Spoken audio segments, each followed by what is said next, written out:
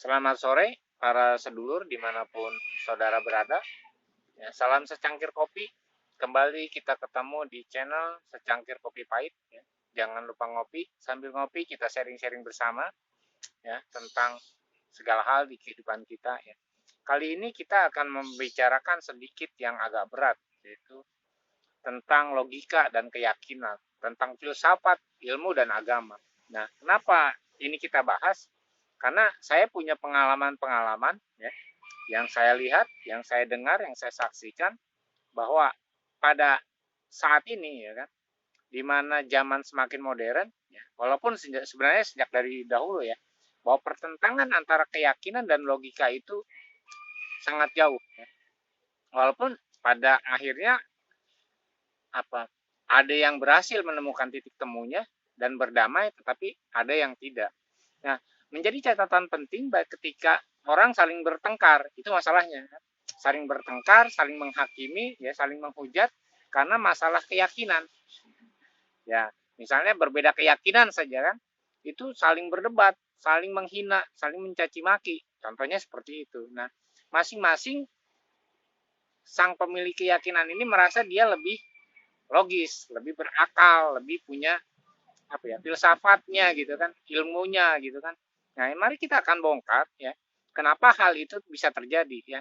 Jadi hal antara filsafat, antara logika dan keyakinan itu memang sudah menjadi pertentangan sejak manusia itu ada ya, soal antara ilmu dan mujizat ya, yang nanti akan kita bahas ya. Kenapa misalnya manusia modern sudah tidak lagi punya keyakinan, atau ketika orang punya keyakinan seorang tidak mau berpikir logis. Nah, ini yang harus kita pahami bersama-sama ya. Supaya gampang ya kita sampaikannya, saya cuma memberikan contoh yang pertama. Contoh pertama adalah misalnya ada seorang wanita cantik sekali, lalu dia punya suaminya hitam, jelek dan segala macamnya. Nah, orang bertanya, gila ya, itu cewek cakep suaminya jelek, kumal seperti itu gitu kan. Nah, ini akan menjadi perdebatan secara logis, kok bisa gitu kan, seorang wanita yang sangat cantik, kaya lagi misalnya seperti itu, tapi dia punya suaminya yang miskin, punya suaminya yang jelek segala macam. Tapi si wanita ini kan punya keyakinan, cinta itulah kan, cinta itulah yang mempersatukan mereka. Dia akan menerima suaminya yang jelek, hitam, kumal, ya misalnya tidak punya kemampuan apa-apa, ya harus lebih miskin lah misalnya, lebih susah. Nah, itu adalah soal keyakinan dan itu tidak bisa dihakimi oleh orang lain ya, walaupun nanti pada akhirnya bisa saja yang logisnya itu, pernyataan logis itu menghancurkan keyakinan seseorang. Nah, jadi hal itu bisa terjadi karena itu akhirnya banyak orang berselingkuh karena dijejali dengan logika. Ya, ya udah, ngapain sih suami kayak gitu? Kamu pelihara, kenapa sih kamu tinggal sama dia? Coba cari yang lain. Nah, kamu lebih berharga, lebih cantik, ya kan? Nah, itu logika-logika itu masuk menghasut kepada keyakinan. Nah, demikian juga akhirnya orang juga pada pindah-pindah agama dan keyakinan. Jadi jangan marah kalau ada orang pindah agama, karena mungkin ada hasutan-hasutan yang logis, ada, bukan hasutan kali ya. Yang ada pikiran-pikiran yang logis yang masuk gitu kan.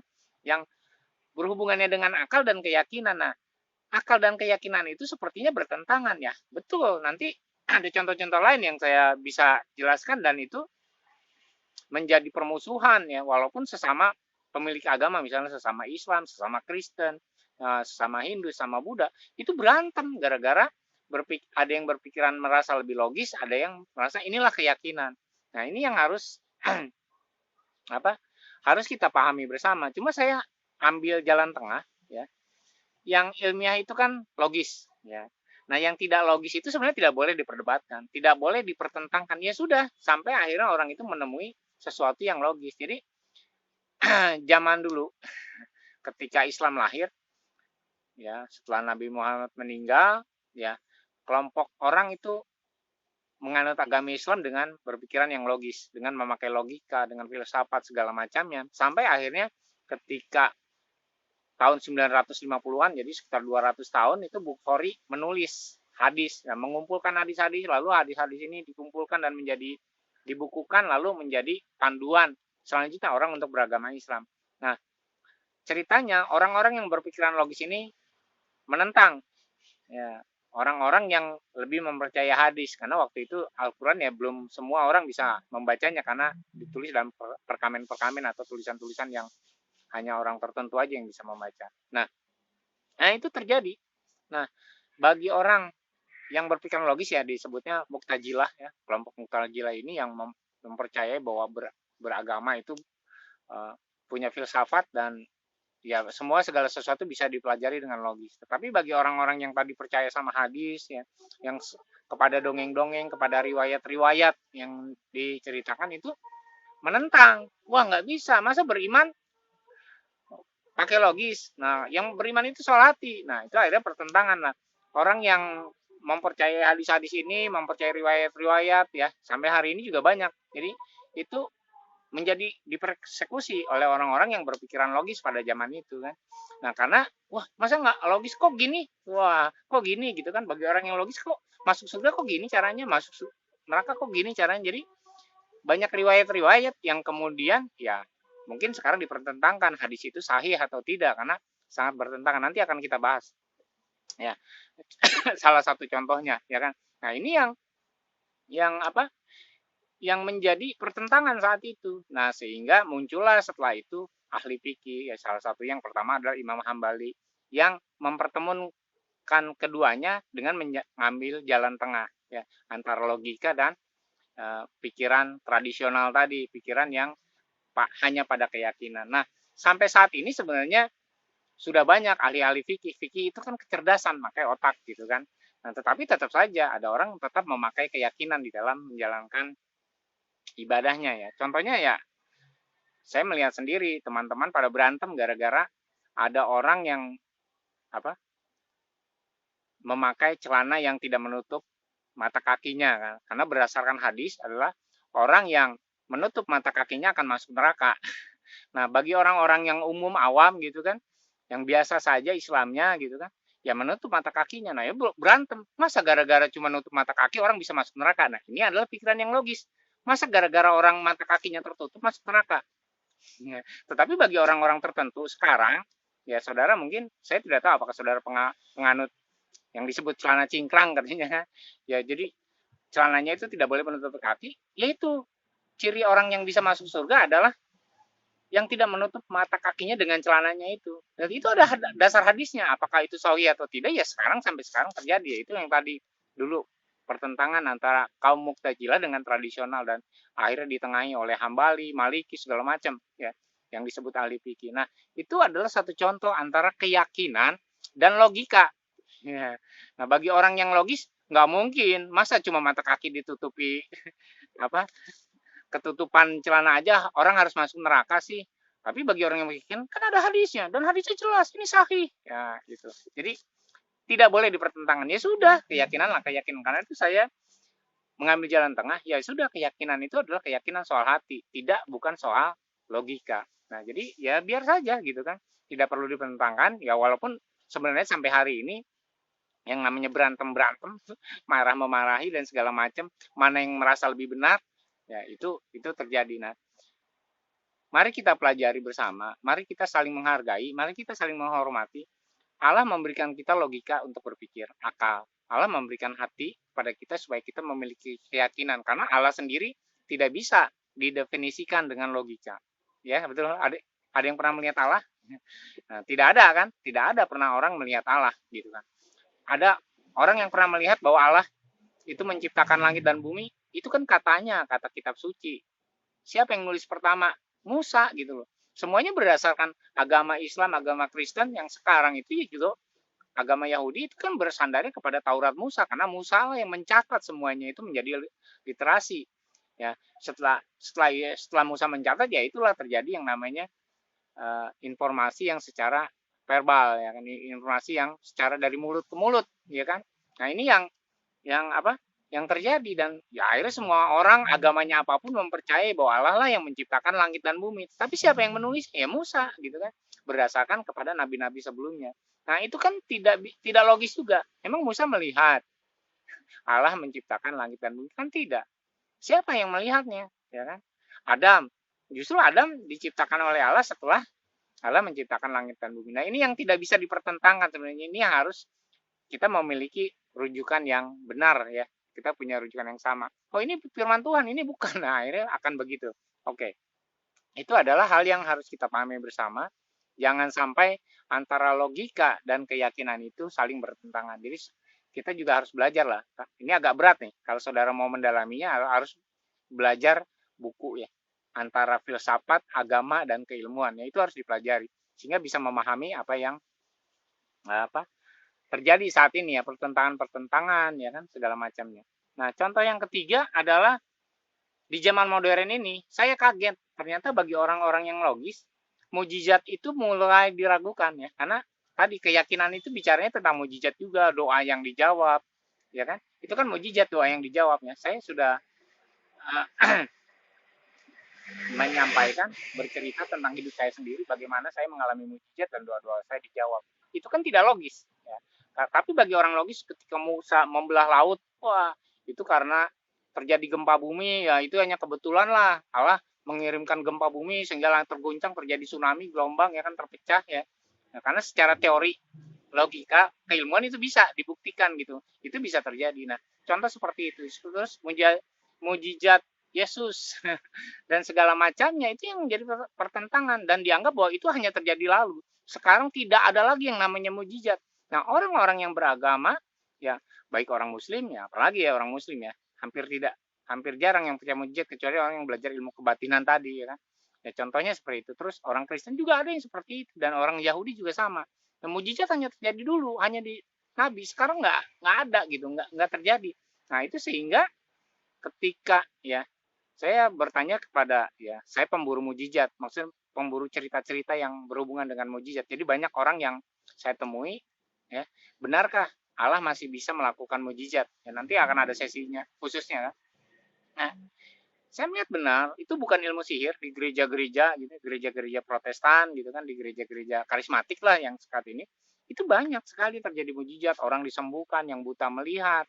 Bahkan saya pernah bertemu dengan orang yang dibangkitkan, bukan bertemu ya, mendengar dari orang kedua yang menceritakan bahwa temannya itu membangkitkan orang mati ya kan. Nah, ini hal-hal yang wah ini mistis, ini sihir segala macamnya. Nah, jadi ya silakan kita kembali. Jadi jangan sampai menghakimi karena kita tidak pernah tahu kebenarannya seperti apa. Sama seperti kita tidak pernah tahu sebenarnya siapa sih yang menciptakan langit dan bumi, gitu kan? Kita tidak pernah tahu. Kita cuma dapat cerita turun temurun. Nah, ini sebenarnya tidak logis. Tetapi itulah yang namanya keyakinan. Semua orang di dunia ini percaya bahwa Allah lah yang menciptakan langit dan bumi, Allah lah yang menciptakan Adam. Walaupun ya di Islam sendiri terjadi pertentangan. Wah, Adam itu bukan manusia pertama karena pada zaman Adam juga banyak manusia gitu ya. Seperti itu. Nah, itu logisnya kan. Wah, karena ada bangsa kaumnya Adam katanya. Nah, ya itu akan jadi pertentangan antara keyakinan, agama dan logika ya. Itu wajar-wajar aja. Itu silakan saja ya. Nah, tetapi jangan sampai itu menjadi permusuhan dan itu jangan sampai mengguncang iman keyakinan kita kepada Allah.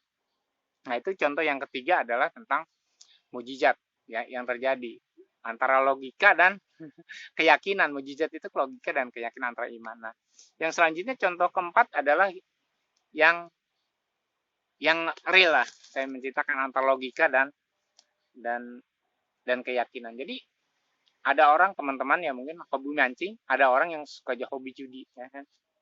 Nah, ketika orang mancing, wah dia mencari pakan yang bagus, segala macam yang bagus, ya tempat yang bagus. Karena dia yakin akan dapat ikan. Karena itu dia modalnya sampai ratusan ribu segala macam, dia yakin. Jadi dia berangkat dengan keyakinan, tetapi tidak logis. Ya kan tidak menggunakan logis, wah pasti pakai ini. Dia pasti keyakinan, karena ketika dia mancing, dia tidak lagi memakai logika, tapi ya logikanya jalan ya mikir. Tapi sebenarnya dia berangkat dengan keyakinan. Itu yang satu. Yang kedua, orang main judi. Orang masang judi ini yakin. Kalau nggak yakin dia nggak mungkin masang nomor itu kan. Ya zamannya SDSB, zamannya apa dulu? Singapura ya zamannya togel ya kan. Ya seorang kenapa orang masang togel gitu kan? Karena dia yakin akan dapat. Ketika dia tidak dapat, ya nggak dapat. Besok lagi dia yakin lagi. Jadi saya dulu waktu SMA suka utak-atik rumus-rumus dari SDSB dan ya togel lah waktu itu. Dan saya menemukan sebenarnya rumusnya, tetapi saya tidak bisa menjanjikan kepada orang bahwa besok keluarnya A atau ke B. Karena kadang-kadang dari keluaran 1, 2, 3, 4 nih, wah ini rumusnya benar, tapi kelima dia ganti gitu kan. Nah itulah pinternya kan. Sehingga ketika rumus keluarannya itu berganti, saya tidak bisa menjanjikan. Jadi banyak orang nanya, saya rumusnya harus apa? Karena saya bisa memprediksi dengan benar dengan pakai rumus, bukan dengan keyakinan waktu itu. Wah ini gini nih, ini gitu kan. Sehingga banyak juga kan orang dulu zamannya togel apa ya, ngecak-ngecak disebutnya ya, mengotak-ngatik angka untuk keluarnya berapa. Benar itu bisa bisa dibuktikan rumus ya. Satu kali ada kebetulan masih ada hubungan family dengan saya. Dia agen judi juga, agen togel. Nah, dia tahu nih yang keluar berapa. Dia pasang dan dia menang, dia dapat uang, dia kabur. Karena apa? Pasti ketahuan. Ya karena itu, karena di dalam togel itu sebenarnya orang bandar togel itu pakai logika, tapi orang yang masang pakai keyakinan. Ya kan? Nah, hal-hal seperti itu ya sama aja seperti apa? eh, di tempat pemancingan. Saya tahu karena beberapa teman saya tanya gimana supaya ikan itu tidak apa? Tidak bisa dipancing, susah dipancing. Pakai logika dia. Ya kan? Ikannya dikasih makan dulu lah, apa diapain dulu, pasti itu susah dipancing ikannya. Tetapi si pemancing datang dengan keyakinan. Ya, jadi sesuatu hal yang apa ya, yang tidak ketemu dan yang menang tetap yang pakai logika karena ya gua kerjain lo nggak dapet mancing gitu kan seperti itu. Nah, sama juga bandar togel kan, gua kerjain, gua punya rumusnya sendiri gitu kan. Nah, hal-hal seperti itu sebenarnya yang apa? Yang terus menjadi perdebatan dan itu tidak ada habis-habisnya. Ya, akhirnya rame lah sekarang misalnya di jagat maya ya, di dunia maya itu wah orang menjadi mualaf lah, menjadi murtad ya. Ini nanti kalau kita bahas karena itu bicara tentang keyakinan dan logika itu yang kadang-kadang tidak masuk kepada keyakinan dan keyakinan itu tidak masuk kepada logika dan itu yang apa yang kita harus apa menyadari bersama-sama ya sehingga saya setuju dengan cara pikir orang-orang dunia ini laki-laki dan perempuan itu diciptakan berbeda. Laki-laki itu menggunakan akal, wanita itu menggunakan perasaan sehingga kadang-kadang tidak ketemu. Nah sama juga ketika kita bicara tentang keyakinan dan logika, keyakinan dan filsafat, agama dan filsafat itu kadang-kadang tidak ketemu ya karena itu dulu ya kembali lagi ke zaman setelah Nabi Muhammad ya orang-orang Mu'tazilah ini yang berpikir logis soal iman, soal keyakinan kepada Allah, bahwa segala sesuatu bisa dirumuskan, segala sesuatu bisa dipikirkan, segala sesuatu ada ilmunya, itu sangat mengpersekusi orang-orang yang percaya kepada tadi, yang berimannya karena riwayat-riwayat, salah satunya tadi, celana cingkrang gitu kan. Nah itu banyak lagi sebenarnya. Untuk orang masuk surga, lu harus gini, untuk orang masuk surga harus gini. Ya kan, baca-baca mantra, baca ayat ini masuk surga, ya kan. Nah, itu ditentang oleh kaum Mu'tazilah. Kok gampang banget sih? Cuma baca apa Al-Fatihah aja bisa masuk surga, baca bismillah 100 kali udah jamin masuk surga. Nah, itu akan ditentang, ya kan? Sampai hari ini pun pertentangan itu ada. Ya, saya ingat dulu bahwa Muhammadiyah, NU ya, yang lahir di Indonesia itu kan sebenarnya untuk membuat orang berilmu. Itu ditentang juga sama kaum-kaum tradisional ya, walaupun NU itu tradisional, tapi tradisional yang pintar karena mereka belajar gitu kan. Belajar sejarah, belajar latar belakang segala macam ya. Dan yang lebih banyak bertentangan dulu ya orang-orang persis dengan orang tradisional di Indonesia ya. Kita ingat bagaimana misalnya perdebatan ya, karena perang Padri ya di Sumatera Barat segala macam ini semua yang logis dan keyakinan itu kadang-kadang apa menjadi pertentangan. Bagaimana munculnya Wahabisme kan itu juga sama logis dan keyakinan. Bagaimana agama Islam ini sudah tidak murni lagi kan seperti itu. Nah ini yang harus kita pahami bersama ya supaya walaupun tidak ada titik temunya sampai sekarang, tetapi ya minimal seperti Imam Hambali, Maliki ya kan, siapa lagi ya saya lupa, ya itu mengambil jalan tengah antara keyakinan dan filsafat, antara keyakinan dan logika ya. Tapi saya yang percaya kepada keyakinan dan saya juga percaya kepada logika ya karena saya bukan mengambil jalan tengah, tapi karena betul mujizat itu pun adalah logis. Ya, karena Allah Maha Kuasa, saya percaya Allah Maha Kuasa itu adalah keyakinan. Karena Allah Maha Kuasa secara logis dia bisa menyembuhkan. Ya, dia bisa menyediakan. Dia bisa membuat mujizat. Kan dia Maha Kuasa. Nah, itu logikanya seperti itu ya. Itu contoh lah misalnya kayak gini. Walaupun tidak semua orang beragama yakin bahwa akan ada mujizat. Semua orang kalau nggak berusaha mati, katanya. Kalau nggak berusaha nggak makan. Nah, betul. Tetapi yang menentukan segala sesuatunya bagi orang yang berkeyakinan adalah Allah. Ya, sekuat apapun kita berjuang, kalau Allah tidak mengizinkan, tidak akan terjadi. Ya.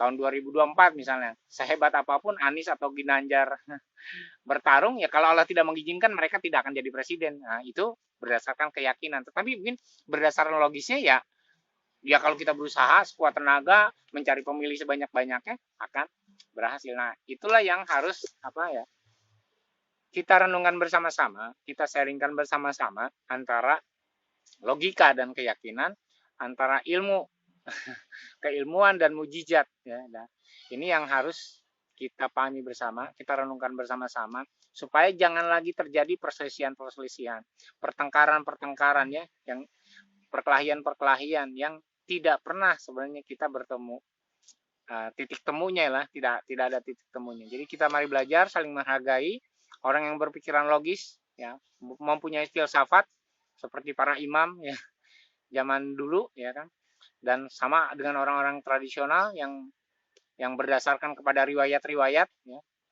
Nah, ya ini yang apa yang harus saling menghargai satu sama lain sehingga tidak pernah lagi terjadi yang namanya pertentangan. Walaupun kembali bagi saya secara pribadi iman itu pun harus dengan logis ya, logika. Tanpa logika ya, saya setuju dengan ajaran Islam, Kristen dan Yahudi bahwa untuk orang beriman itu harus berakal. Syarat sahnya orang sholat berakal. Syarat sahnya orang berpuasa berakal. Jadi artinya apa? Tidak bisa cuma dasarnya kepada keyakinan, tapi juga harus punya ilmu dan berakal. Terima kasih sudah menyaksikan untuk materi ini. Ya agak berat, ya agak beratnya dalam pelaksanaan. Ya. Tetapi saya berharap ini adalah suatu pencerahan supaya kita bisa saling menghargai satu sama lain dan supaya kita hidup menemukan tujuan hidup kita masing-masing dan kita akhirnya hidup di dalam kemuliaan Allah yang Maha Kuasa di dalam kehidupan kita sehingga kita tidak merasa paling benar atau kita tidak merasa paling yakin gitu kan. Ya, tetapi kita mari belajar dan terus belajar ya. Selama hidup, seumur hidup kita akan terus belajar. Terima kasih sudah menyaksikan. Salam secangkir kopi.